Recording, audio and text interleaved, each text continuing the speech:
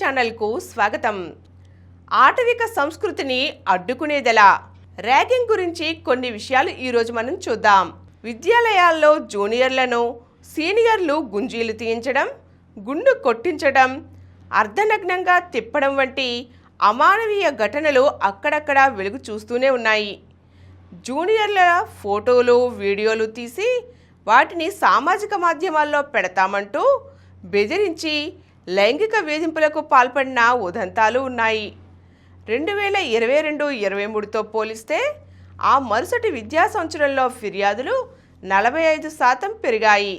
దేశవ్యాప్తంగా ర్యాగింగ్ నిరోధక కమిటీలకు 2022 ఏప్రిల్ నుంచి ఇప్పటి వరకు 3000కు పైగా ఫిర్యాదులు అందాయి. వేధింపులు భరించలేక కొంతమంది విద్యార్థులు ప్రాణాలు తీసుకుంటున్నారు. చెబితే పరువు పోతుందని, భవిష్యత్ దెబ్బతింటుందని భావించి మరెందరో బాధితులు అసలు ఫిర్యాదుల జోలికే వెళ్లడం లేదు. కాలేజీ క్యాంపస్లో జూనియర్లకు రక్షా కవచంగా ఉండవలసిన కొందరు అధ్యాపకులు, సిబ్బంది చేసే కొన్ని చేష్టలు ఎంతో బాధాకరంగా ఉంటున్నాయి. నేను చదువుతున్న కాలేజీలో లైంగిక వేధింపులు జరుగుతున్నాయి, ఫ్యాకల్టీకి చెప్పొచ్చు కదా అని మీరు అనవచ్చు. కానీ వారే నీచంగా ప్రవర్తిస్తుంటే ఇంకెవరికి చెప్పుకోవాలి? నాలాగే ఇక్కడ చాలామంది అమ్మాయిలు బాధపడుతున్నారు. మాలో ఎవరో ఒకరు చనిపోతేనే ఈ విషయం బయటి ప్రపంచానికి తెలుస్తుంది. అందుకే ఆ పని నేనే చేస్తున్నా అంటూ కొన్ని నెలల క్రితం వైజాగ్లో ఓ విద్యార్థిని ప్రాణం తీసుకుంది. ఇలాంటి ఘటనలు వెలుగు చూసినప్పుడు ప్రభుత్వాలు, భద్రతా వ్యవస్థలు, ర్యాగింగ్ నిరోధక కమిటీలు హడావిడి చేయడం తప్పితే వేధింపులను పూర్తిగా నిర్మూలించేందుకు గట్టి చర్యలు చేపట్టడం లేదు. ర్యాగింగ్ నిరోధక నిబంధనలు అమలు చేయడంలో నిర్లక్ష్యంగా వ్యవహరిస్తున్నారంటూ యూజీసీ ఇటీవల 18 కళాశాలలకు నోటీసులు జారీ చేసింది. వాటిలో తెలంగాణలోది ఒకటి, ఏపీలో 3 కాలేజీలు ఉన్నాయి. విద్యా సంస్థలు ఈ నిబంధనలను తేలిగ్గా తీసుకోవటం వల్లే సున్నిత మనస్కులైన విద్యార్థులు ప్రాణాలు తీసుకుంటున్నారు. ర్యాగింగ్ జరిగినప్పుడు బాధ్యులను సస్పెండ్ చేయడం వరకే పరిమితమవుతున్నారు. వేధింపుల తీవ్రతను బట్టి చట్టపరంగా శిక్షించినప్పుడే సరైన మార్పు కనిపిస్తుంది. ప్రతి విద్యా సంస్థలోనూ ర్యాగింగ్ నిరోధక కమిటీని ఏర్పాటు చేయడంతో పాటు బాధితులు ఫిర్యాదు చేయడానికి వీలుగా toll free help line, police station నెంబర్లు, మెయిల్ ఐడీలను కళాశాల ఆవరణలో ప్రముఖంగా ప్రదర్శించాలి. మెడికల్ కాలేజీల్లో ర్యాగింగ్ తీవ్రత ఎక్కువగా ఉంటుంది.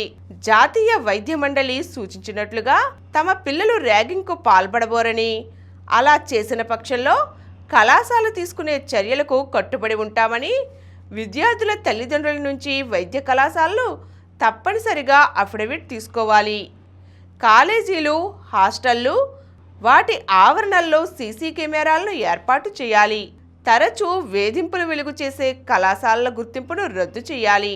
అదేవిధంగా పేర్లు వెల్లడించకుండా చేసే ఫిర్యాదులను జాతీయ యాంటీ ర్యాగింగ్ హెల్ప్ లైన్ స్వీకరించాలని సేవ్ నివేదిక సూచించింది. కళాశాలలు యాంటీ ర్యాగింగ్ స్క్వాడ్లను ఏర్పాటు చేయాలని, వాటి సభ్యుల ఫోన్ నెంబర్లను జూనియర్లకు అందుబాటులో ఉంచాలని పేర్కొంది. వసతి గృహాలలో సాగే కార్యకలాపాలను భద్రతా సిబ్బంది, ర్యాగింగ్ వ్యతిరేక కమిటీలు సీసీటీవీల ద్వారా గమనించాలని సూచించింది. తీవ్రమైన ర్యాగింగ్ కేసులకు సంబంధించి 24 గంటల్లో పోలీసులకు ఫిర్యాదు చేయాలని స్పష్టం చేసింది.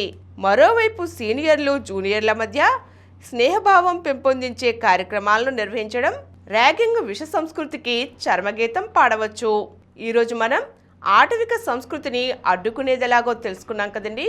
మరో చక్కని అంశంతో మళ్ళీ కలుద్దాం. ఈ కార్యక్రమం మీకు ఎంతో నచ్చింది కదా.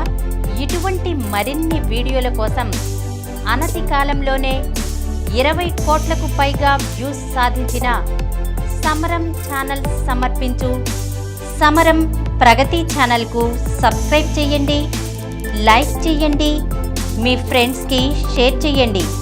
అలాగే ప్రక్కనున్న గంట సింబల్ని ప్రెస్ చేయడం మర్చిపోకండి.